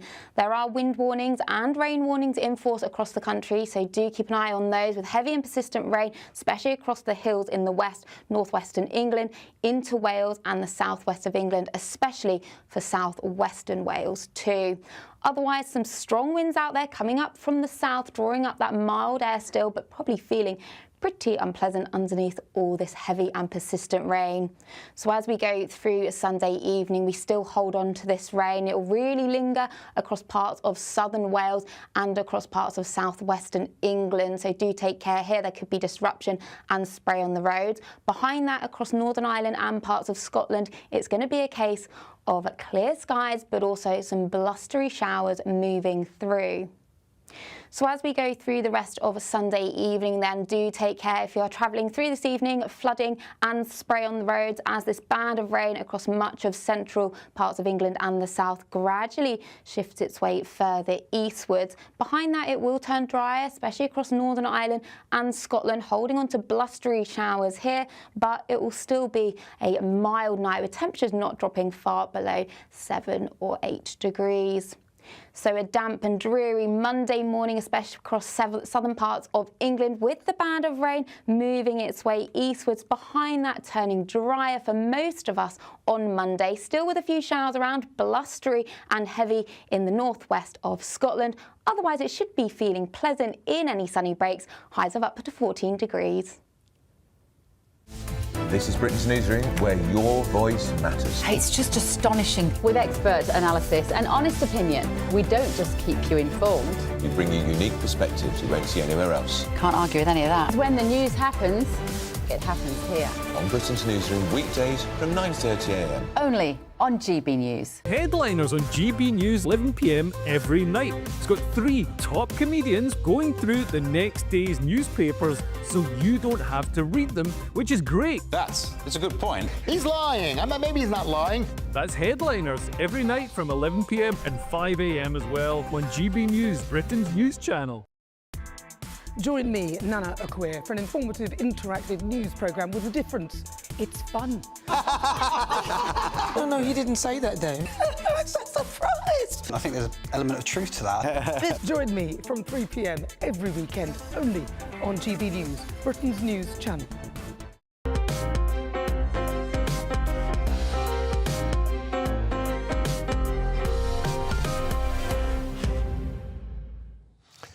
Welcome back to Sunday with Michael Portillo. This week, Amazon MGM has paid more than £1 billion for creative control of the James Bond franchise, striking a deal with the long-time stewards of the films, Barbara Broccoli and Michael G. Wilson. Many film fans have raised concerns about what the move might mean for the future of 007, with some fearing that Bond will be diluted and turned into a TV series. And questions remain, of course, over who will be the next actor to play Bond after Daniel Craig's departure. Joining me now is the editor of 007 magazine, Graham Rye. Graham, great to see you. Thank you for joining us. What are the fears? What are the fears about this transfer of creative control? Well, when you think that Eon Productions have been making James Bond movies since 1962, based mostly in this country, Amazon haven't made any James Bond films. So where is their experience going to come from to make anything that's going to be half workable? There's so many pratfalls that they can fall down on the way to try and making this first film, and it's got to be released in the cinemas. Bond is an event, and Bond is an event cinema, and this the whole TV idea with all these offshoots, it's not going to make them anything like the sort of money they need. Only the box office worldwide on a new Bond film will bring in something close to their initial billion investment. That is very interesting. On your first point about how will they have the resources to make this film, I mean, can they not buy the talent? Can they not transfer the talent across as well? Well, I don't know what the legal aspects and contractual aspects are of that, but it would make sense, wouldn't it, for Amazon to court the technical freelancers that produced particularly No Time to Die, which I don't think is a terribly good example of a Bond film. But when it comes to technical ability, it's a masterpiece. I mean, the British technical work on that film is off the scale. It's a fantastically made film. It's just that the screenplay, I don't think really, it's not Bond. Right. Where does the character of Bond go? I mean, clearly the character who was devised in the 1940s and 1950s has already had to undergo some changes because there have been so many changes of attitude in society. Is this part of what you're worried about what kind of Bond is going to emerge from all of this?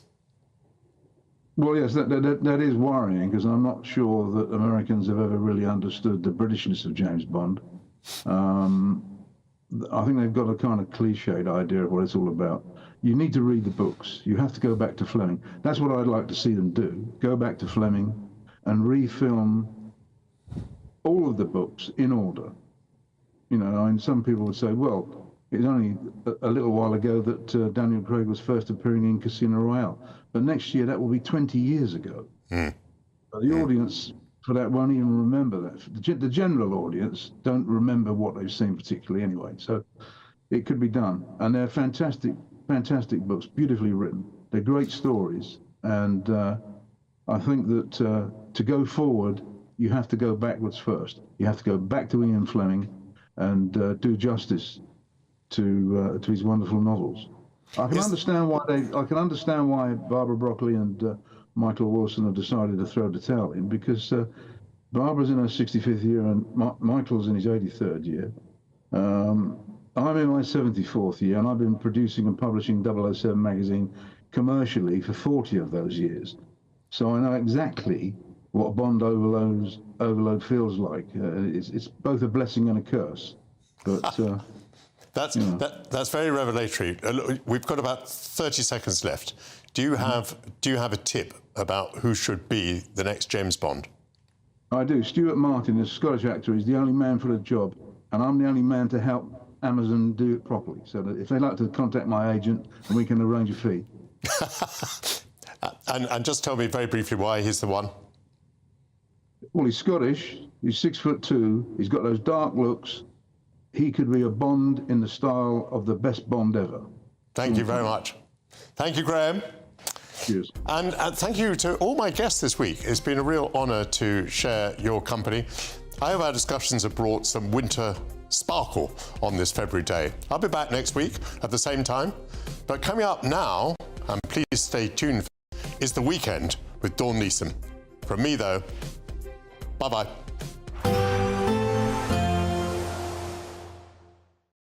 Expect a warm front, moving from the kitchen right through to the rest of the house. Boxed Boilers, sponsors of weather on GB News.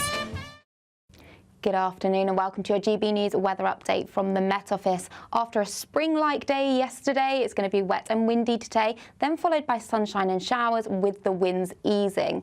Taking a look at the bigger picture, we have this deep area of low pressure out towards the northwest, a real squeeze in the isobars indicating some strong and gusty winds, and there are Met Office warnings in force for wind and rain, and also an amber rain warning across southern parts of Wales. So some heavy spells of rain moving through that could lead to flooding and transport disruption. That will gradually clear its way south and eastwards, lingering the longest across southeastern England, turning drier behind that with clear spells, but generally temperatures holding up at around 7 or 8 degrees tonight.